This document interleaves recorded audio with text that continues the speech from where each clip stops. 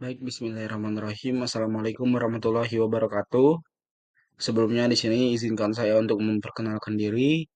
Nama saya Hasbi Akila Rizal. Di sini saya akan mempresentasikan tentang makalah penelitian yang telah saya buat dari bab 1 hingga bab 3 di mata kuliah metodologi penelitian. Adapun makalah penelitian tersebut saya rancang dengan judul Perancangan Model Produksi Ramah Lingkungan dengan Life Cycle Assessment atau LCA di PT Sasainti fokus pada pengukuran atau pengurangan limbah plastik.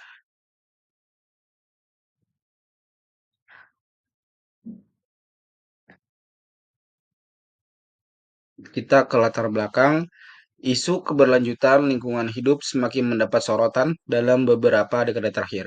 Seiring dengan meningkatnya kesadaran masyarakat dunia terhadap dampak negatif aktivitas industri, pertumbuhan industri yang pesat memang memberikan kontribusi besar terhadap pembangunan ekonomi dan peningkatan kesejahteraan masyarakat.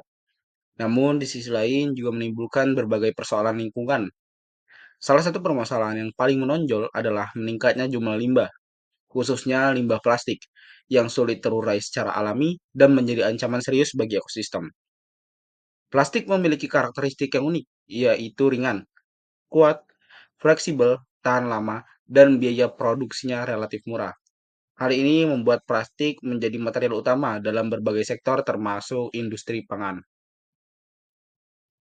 Baik, di sini ada batasan masalah dari penelitian yang telah saya buat. Yang pertama itu adalah fokus analisis hanya pada dampak lingkungan yang ditimbulkan oleh penggunaan kemasan plastik pada produk PT Sasa Inti, khususnya produk dengan kemasan plastik multilayer sebagai objek utama penelitian.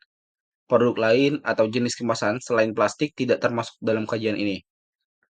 Metode analisis yang digunakan adalah Life Cycle Assessment atau LCA sesuai dengan standar ISO 14040 dengan batas sistem cradle to grave yang mencakup tahap produksi kemasan, proses pengisian, distribusi, penggunaan, hingga pembuangan kemasan oleh konsumen. Lalu yang ketiga, penelitian ini hanya menilai aspek lingkungan sebagai potensi timbulan limbah, emisi, dan dampak terhadap ekosistem. Aspek ekonomi, finansial, sosial, maupun analisis kelayakan investasi tidak dibahas secara mendalam. Lalu di sini selanjutnya ada rumusan masalah.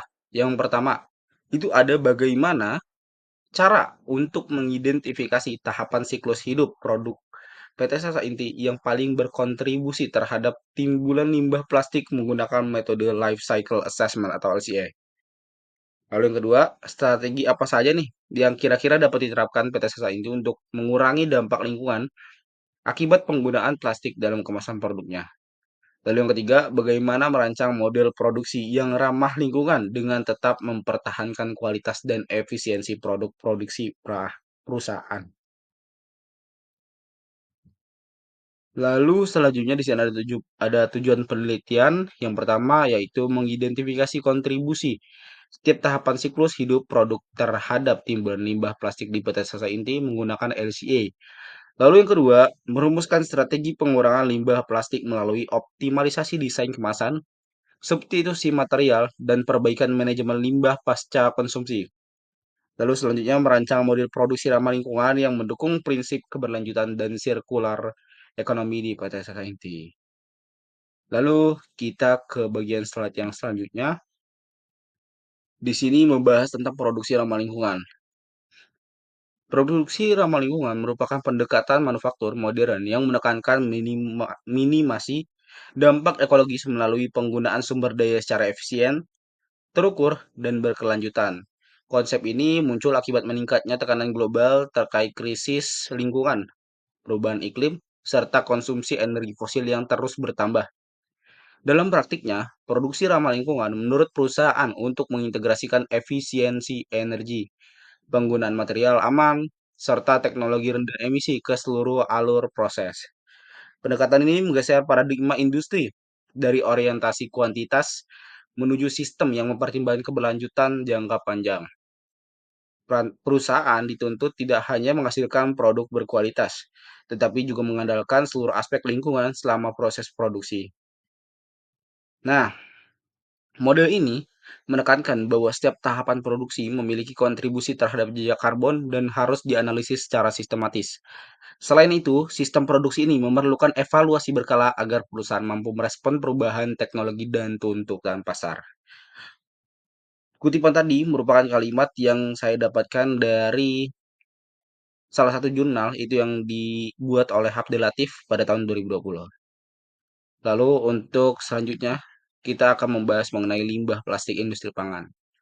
Nah, plastik ini merupakan material yang paling banyak digunakan dalam industri pangan karena sifatnya yang fleksibel, ringan, kuat, dan memiliki kemampuan melindungi produk dari kontaminasi. Nah, ketergantungan industri pangan terhadap plastik meningkat seiring tingginya permintaan konsumen terhadap produk siap saji dan makanan kemasan.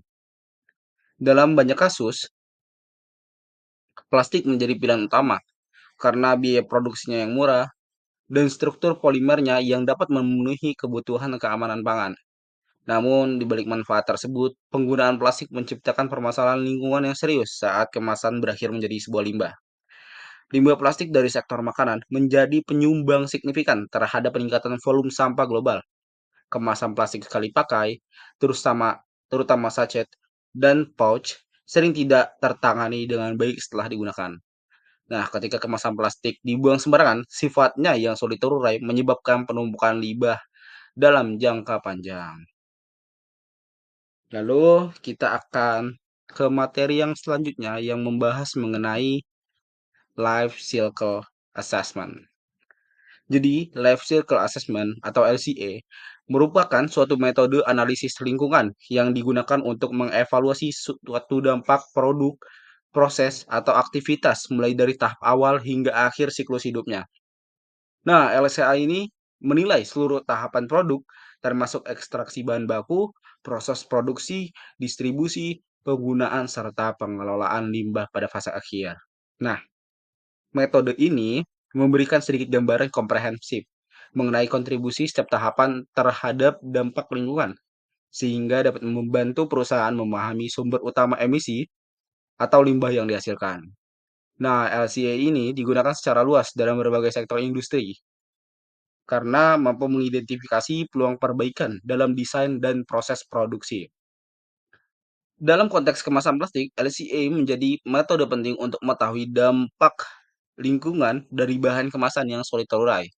Pendekatan ini juga memberikan dasar ilmiah untuk membandingkan alternatif desain kemasan berdasarkan performa lingkungannya. Nah, LCA bekerja dengan mengubah input dan output sistem produksi menjadi kategori dampak seperti pemanasan global, penggunaan energi, potensi toksisitas, dan penggunaan sumber daya. Dengan demikian, perusahaan dapat merancang strategi produksi yang lebih efisien dan juga ramah lingkungan.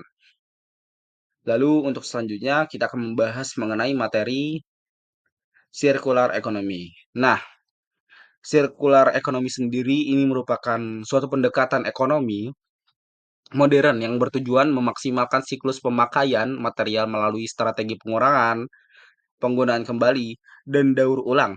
Pendekatan ini muncul sebagai respon terhadap model ekonomi linear yang menyebabkan eksploitasi sumber daya berlebihan dan peningkatan volume limbah. Dalam konsep circular economy, produk dan material dirancang agar dapat bertahan lebih lama dan dapat diproses kembali setelah mencapai akhir masa pemakaiannya.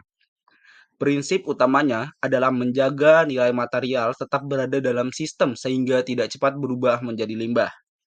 Circular economy menekankan pentingnya efisiensi sumber daya, optimalisasi proses, dan pengurangan dampak lingkungan sepanjang siklus hidup produk. Dikutip dari De Oliveira et al. Pada tahun 2025. Untuk selanjutnya kita akan membahas mengenai ekodesign. Nah, ekodesign merupakan pendekatan desain produk yang memperhatikan dampak lingkungan sejak tahap konseptual. Baik, untuk selanjutnya kita ke bagian itu ekodesign. Nah, ekodesign merupakan pendekatan desain produk yang memperhatikan dampak lingkungan sejak tahap konseptual hingga seluruh siklus hidup produk. Pendekatan ini menekankan pentingnya mengurangi penggunaan material berbahaya, meningkatkan efisiensi sumber daya, serta meminimalkan limbah sejak fase awal perancangan. Nah, ekodesain tidak hanya mempertimbangkan aspek estetika dan fungsi produk, tetapi juga dampaknya ketika produk digunakan, dibuang, atau didaur ulang.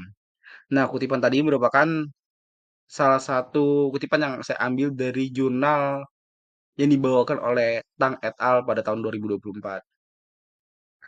Lalu untuk selanjutnya, nah di sini ada beberapa tampilan mengenai tabel state of art yang terdapat di laporan saya. Di sini terdapat 10 kurang lebih 10 jurnal, yaitu ada jurnal internasional dan juga jurnal nasional yang membahas kurang lebih mengenai tentang LCA, ekonomi sirkular dan juga ya kurang lebih eco design. Lalu untuk selanjutnya kita ke bagian metodologi penelitian. Nah, jadi jenis dan pendekatan yang saya gunakan pada penelitian ini merupakan penelitian kuantitatif dengan pendekatan deskriptif analitis yang bertujuan untuk menganalisis dampak lingkungan dari sistem produksi menggunakan metode life cycle assessment atau LCA serta merancang model produksi yang lebih ramah lingkungan.